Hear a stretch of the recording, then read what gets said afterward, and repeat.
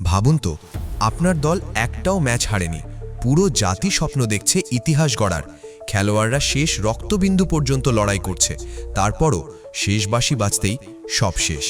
কারো মুখে কোনো কথা নেই, কেউ হাঁটু গেড়ে বসে পড়েছে, কেউ আকাশের দিকে তাকিয়ে আছে, আর কেউ চোখের জল লুকাতে পারছে না। এটাই ছিল 2026 বিশ্বকাপে ইরানের গল্প। এটি শুধু একটি ফুটবল দলের বিদায় নয়, এটি ছিল একটি জাতির স্বপ্ন ভেঙে যাওয়ার গল্প।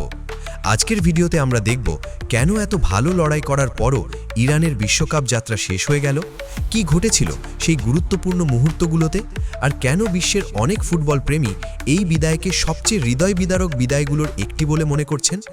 ভিডিওটি শেষ পর্যন্ত দেখুন, কারণ শেষের ঘটনাটি হয়তো আপনার মনও ভারী করে দেবে।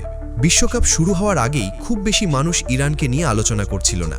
সবাই কথা বলছিল Brazil, Argentina, France, Portugal, Spain, England, কিন্তু ইরান? অনেকের কাছেই তারা ছিল আন্ডারডগ।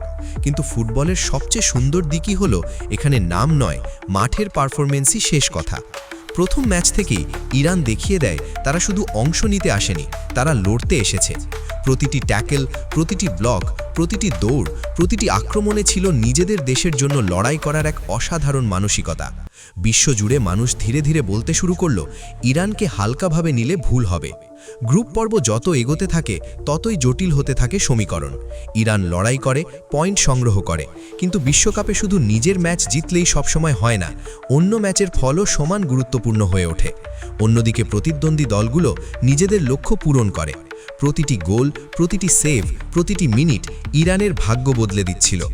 এক পর্যায়ে আশা ছিল ইরান ইতিহাস গড়বে, কিন্তু ফুটবল কখনো কখনো খুব নিষ্ঠুর।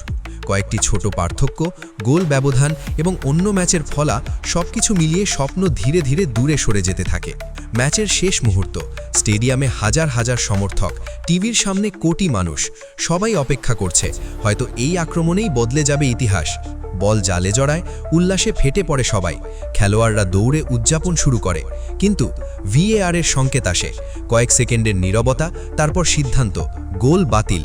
সেই মুহূর্তে যেন পুরো স্টেডিয়াম স্তব্ধ হয়ে যায়। খেলোয়াড়দের মুখে হতাশা, সমর্থকদের চোখে জল। ফুটবল এমনই, একটি সিদ্ধান্ত, একটি মুহূর্ত, একটি ইঞ্চি, আর তাতেই বদলে যায় একটি জাতির স্বপ্ন।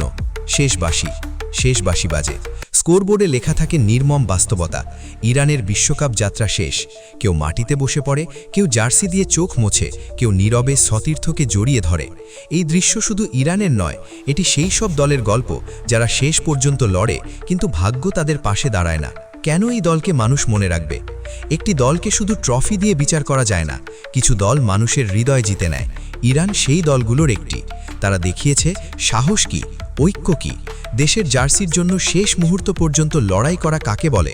বিশ্বকাপ শেষ হতে পারে, কিন্তু এই লড়াই, এই আবেগ, এই আত্মত্যাগ বহু বছর ধরে ফুটবল প্রেমীদের মনে থাকবে। আজ ইরান বিশ্বকাপ থেকে বিদায় নিয়েছে, কিন্তু প্রতিটি বিদায়ের মধ্যেই লুকিয়ে থাকে নতুন শুরুর সম্ভাবনা।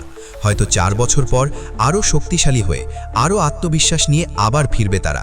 কারণ ফুটবল শুধু জয় পরাজয়ের গল্প নয়, ফুটবল হলো আশা, ফুটবল হলো আবেগ, ফুটবল হলো কোটি মানুষের স্বপ্ন, আর সেই স্বপ্ন কখনো সত্যি শেষ হয়ে যায় না।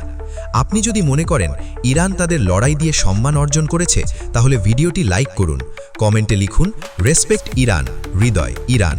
আর ফুটবল নিয়ে এমন আবেগঘন ও তথ্যভিত্তিক ভিডিও দেখতে এখনই চ্যানেলটি সাবস্ক্রাইব করুন।